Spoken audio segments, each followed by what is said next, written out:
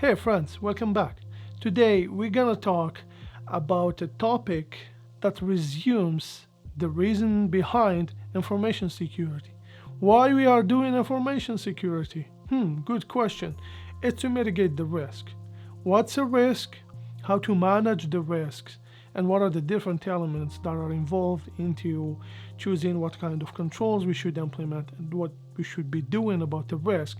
That's what we're gonna understand today, and that will be the takeaways from today's video. Information security management process involves multiple activities like identifying, assessing, and treating the risk. The risk will impact the organization assets, confidentiality, integrity, and availability. But before we get into the main topic, you must understand some key terms and definitions around risk management. Let's start with assets. Assets are anything that has value to an organization.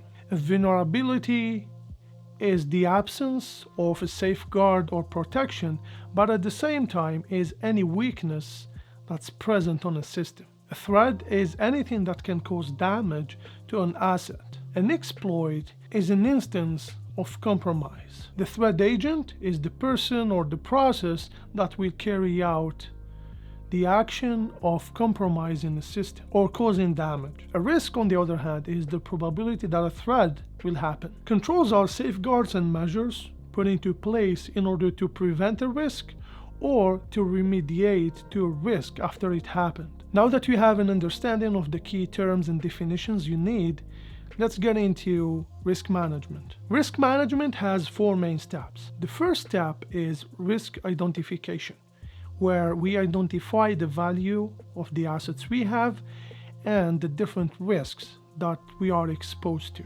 Then, in the second step, we do our risk assessment. In that risk assessment, based on the value of the assets we have, based on the threats, vulnerabilities, and risk we have identified, we measure the impact of those risks. Risk assessment can be done following two main methods. It could be a combination of both, or one or the other. The first one is qualitative risk assessment. We will get into the details of each method later in the video. Then you have the second method, which is quantitative risk assessment. In the third step, we do risk response. We decide what to do about the risk based on the results of the risk assessment. Last but not least is monitoring. It's putting in place continuous monitoring in order to make sure incidents won't happen again. So I don't know if you have noticed, but these four steps are kind of a life cycle.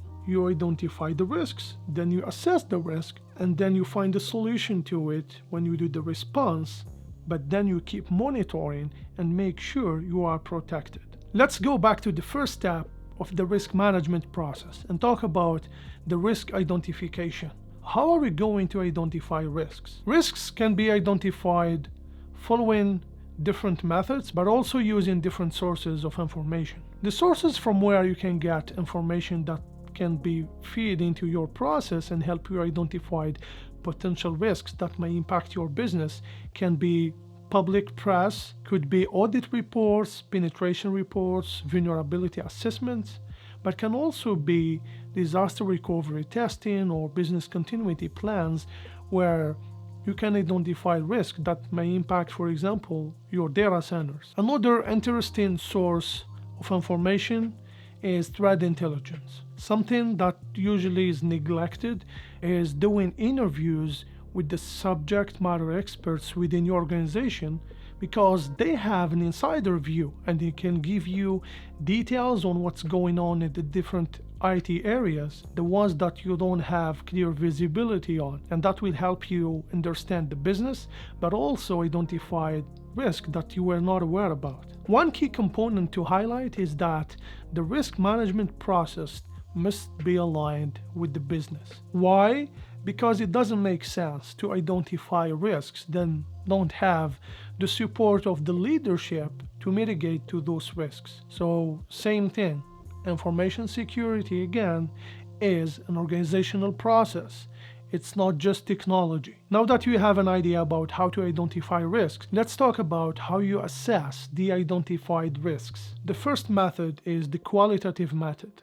It's subjective. It just measures the probability that a risk will happen. So based on that probability, we can identify low risks from high risks. So it's a subjective method to do risk analysis in order to be able to do prioritization. Quantitative risk assessment, on the other hand, has a goal to provide a dollar amount to a specific risk. For example, if we get hit by a denial of service attack and our server is down for 2 hours, we will lose $100,000. This method relies heavily on the previous one. It's like you get the prioritization based on the probability of happening, and then you measure the impact in dollar amount. Why do you need that? To make a business decision. The qualitative risk assessment method scoring system relies on the impact and the probability of the risk from happening. Before we get into the details of the quantitative risk assessment, let's get into some definitions first. First, we have the asset value. What's the dollar amount that we assign to each asset? Then we have the exposure factor. What's the percentage that we're going to be losing if that risk happens? Single loss expectancy. How much money do we lose each time the risk happens? Then we have the annual loss expectancy. How much money do we lose each year because of this risk? We have the total cost of ownership. How much it costs to protect this asset? Then the last one, which is return over investment. How much money do we save by implementing a protection for specific asset to protect from specific risk? So when you do your calculation, if the return over investment is positive, it means that you can implement the safeguard to protect the asset. On the other hand, if it's negative, it means that it doesn't make sense to spend any money to protect that asset. Now let's talk about the third step, which is risk response. Now that you have identified the risks, then assess the risks and measure its impact on the organization, now in this phase you will decide what to do about the risk. The first option is risk transfer. You can share or transfer the risk to a third-party organization, for example an insurance company. The second option is risk acceptance. You don't do anything about the risks and you don't apply any mitigation. This happens when the safeguard implementation costs more than the asset itself. Then you have risk reduction or avoidance, where you implement safeguards in order to diminish and try to eliminate the impact of the risks. Step number 4 is continuous monitoring.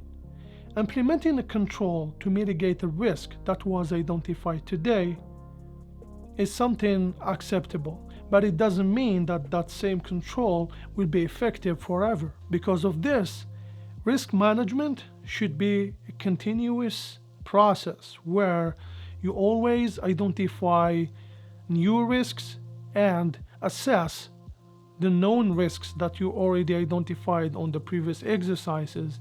But on the other hand, you must always make sure the controls you have implemented are effective. Thanks for watching. I hope that now you have an understanding of why risk management is important, how it's managed, but most importantly, that you like the content that I'm making. Thank you so much. Let me know in the comments what do you think about this, and stay tuned for more.